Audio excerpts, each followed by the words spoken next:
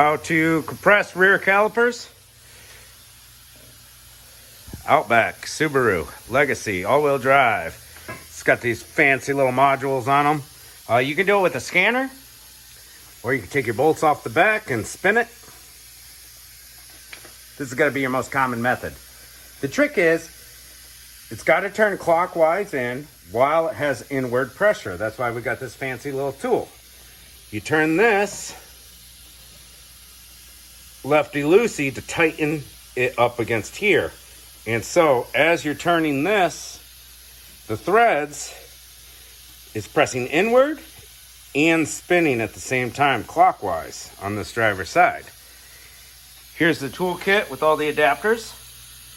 They're pretty cheap. I don't know. I think I got that for like 25, 30 bucks on eBay or Harbor Freight or something. But if you want to go cheapskate, yeah, get you one of these for a couple of dollars at the auto parts store. Bada boom. See how it has the little notches and grooves in it? And it fits right into a 3/8 extender or a ratchet.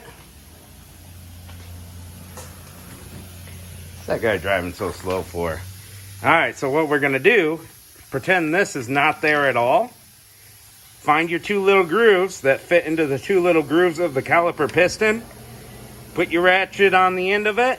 While you're applying inward pressure, spin clockwise, righty-tighty, to turn this piston in. And if you're using a cheap little tool, it helps for somebody to hold down the caliper for you. But anyways, let's get you a little example.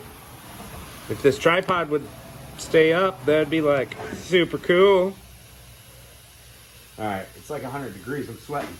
Alright, so I got this little bar in here because this guy is about destroyed, that little handle.